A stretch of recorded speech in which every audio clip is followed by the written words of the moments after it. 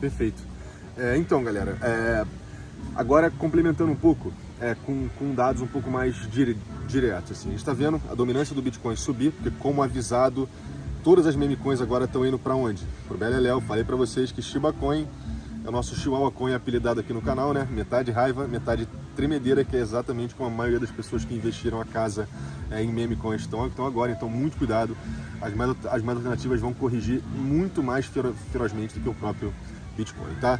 Agora, falando em termos de dados on-chain, que tem um reflexo direto no curto prazo, que é o que a gente vem acompanhando. Open Interest desceu para casa dos 9 a 10 bi, tá? Isso é bem interessante pra gente, porque baseado num backtesting que a gente puxou, sempre que o Open Interest estava acima de 13 bi, a gente procurou uma correção expressiva de 50% a 20%, e foi exatamente o que a gente viu uma correção de 20% onde nós estávamos, agora no passado próximo. Então agora isso é um bom sinal pra gente de que pelo menos algumas operações super alavancadas estão sendo eliminadas dessa jogada, tá?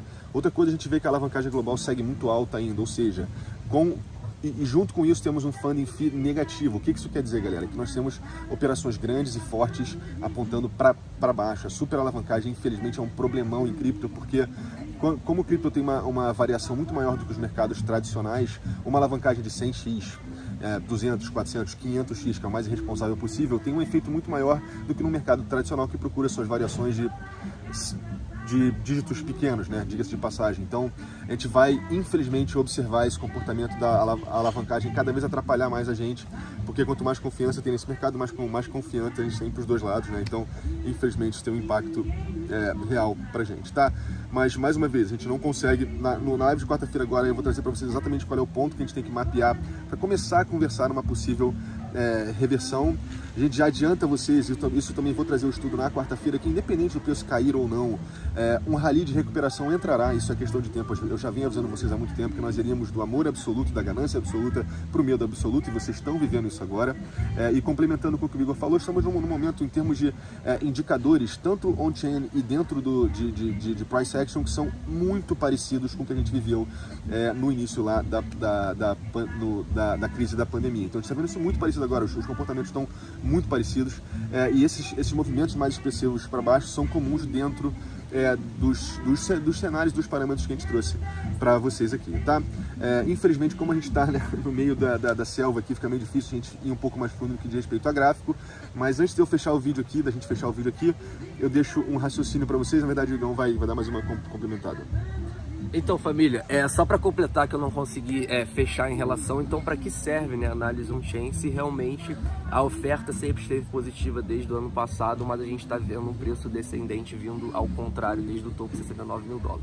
Na verdade, a minha estratégia, que é em relação às métricas de risco, ela aponta zonas de acumulação e uma zona de realização. E eu utilizo justamente os dados on-chain para medir a mão em relação à intensidade do que eu faço isso. Então, acima de 40 mil dólares, a gente estava em uma zona de acumulação acima do que a gente chegou em relação às métricas de risco do que estamos agora. Então, se o on-chain, em relação à oferta, na minha visão, continuam fortes, eu consigo acumular com mais ímpeto. Isso não significa que não possa vir abaixo, que não possa mudar o cenário, mas por enquanto o on-chain ele reflete as consequências do preço, eu enxergo dessa forma. Então isso me dá uma confiança na minha tomada de decisão, que realmente é uma boa zona de estar acumulando. Então eu estou pesando um pouco mais agora, quando o Bitcoin, obviamente, desde ontem está num patamar menor de 40 mil dólares em relação à zona de acumulação. Já estou metade em relação à minha zona de acumulação. Então eu acumulo aí com meio do meu DCA.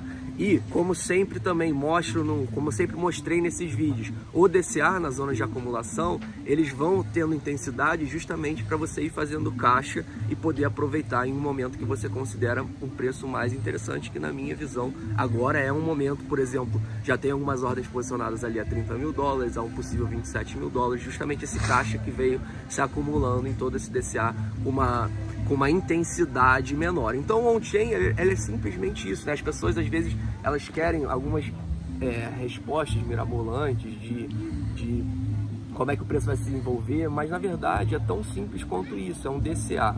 com zonas de intensidade ou uma possível realização. Infelizmente, a gente não tinha um canal, mais uma vez, em fevereiro, quando foi o topo do Bitcoin, $40 mil, para vocês conseguirem notar o inverso também, porque a verdade é que desde que a gente o canal, a gente tem só um tipo de movimento, que é o de acumulação, mas a gente não conseguiu ainda fazer o outro tipo, que também é muito importante, que é o de realização. Eu diria o mais importante. É verdade, o mais importante para você, porque no final das contas é tudo, é o que a gente busca, né? Principalmente para conseguir depois acumular mais barato. Então ontem ele me ajuda muito nessa tomada de decisão em relação à intensidade de acumulação ou de realização. Mais uma vez, vou deixar o link aqui na descrição para quem ainda não viu esse vídeo conseguir entender melhor o que eu tô falando. Sim. Agora, para complementar o que ele falar e para fechar, é o seguinte, galera, quando a gente está trabalhando uma estratégia que tem aí praticamente 100% de acerto, que é basicamente você comprar e esperar o longo prazo, fazer o seu DCA, fazer o seu preço médio ao longo do tempo, entenda esse período de intraday, né, gráfico de hora, de 4 horas, isso aí acaba sendo tudo ruído quando a gente está olhando uma estratégia que vem tanto do macro, tá? E outra coisa, só deixando um raciocínio que quem soltou foi o Mike Levis, se não me engano, foi um tweet dele que eu achei fantástico, botando em perspectiva o momento que nós estamos agora. Parafraseando o próprio Igor, cara, o Bitcoin surgiu para ser um refúgio da própria inflação. Caso vocês não saibam, o Bitcoin foi criado depois da bolha de 2008 justamente para proteger a gente de um outro evento desse, que é o que vocês estão vendo agora. A adoção acaba sendo contínua e a gente foi de ver o Bitcoin ser ridicularizado para ver empresa entrando, agora para ver país entrando, para ver agora governadores aí falando sobre colocar caixa em Bitcoin. Então, em termos da história da adoção, a gente não tem a menor dúvida de que o caminho já está traçado. O que a gente está vivendo agora, infelizmente, são os quebra-molas ao longo do caminho. E no tweet dele ele fala o seguinte, só para vocês entenderem o quão cedo nós ainda estamos na festa. Todas as riquezas, em termos de investimento, somadas atualmente, dão cerca de 706 trilhões, contando bonds, ações, mercado imobiliário, mercado de arte, tudo. Soma cerca de 706 trilhões. A matemática é simples, galera. Quando o Bitcoin estava em cerca de $42 mil, nosso market cap estava em 900 bi.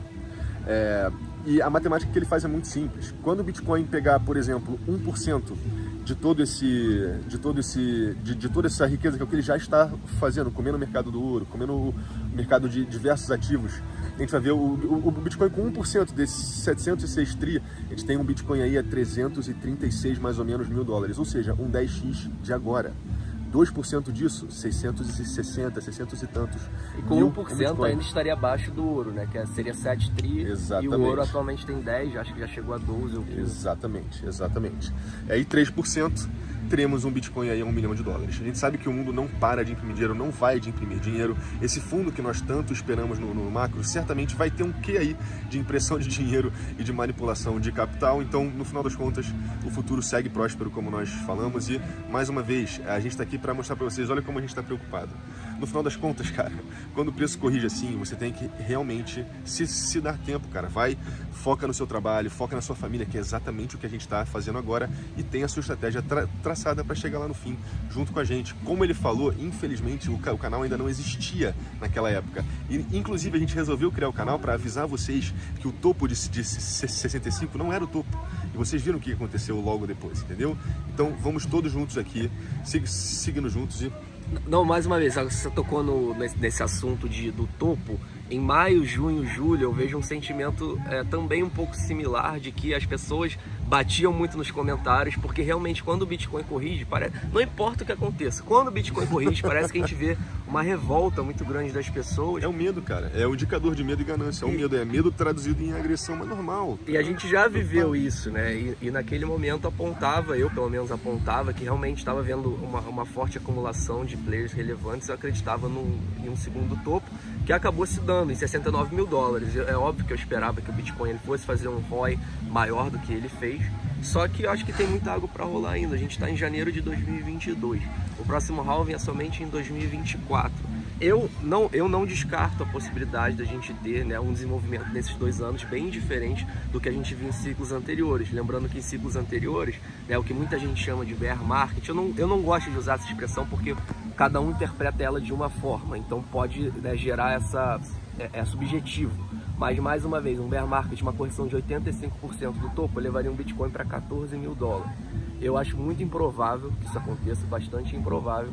Então eu acho que esses 2 anos eles vão se dar de uma forma bem diferente dos anos anteriores. É óbvio que, mais uma vez, o macro agora, em janeiro de 2022, é muito ruim, só que nós temos aí 2 anos pela frente até o próximo halving, onde as coisas mudam muito rápido. Assim como muda do bom para o ruim muito rápido, eu não descarte nunca também a mudança no inverso. Então nada como um dia após o outro no mercado, vamos avaliar aí, mas sem dúvida nenhuma é inegável que o externo agora é péssimo, né, para não falar horrível. É verdade.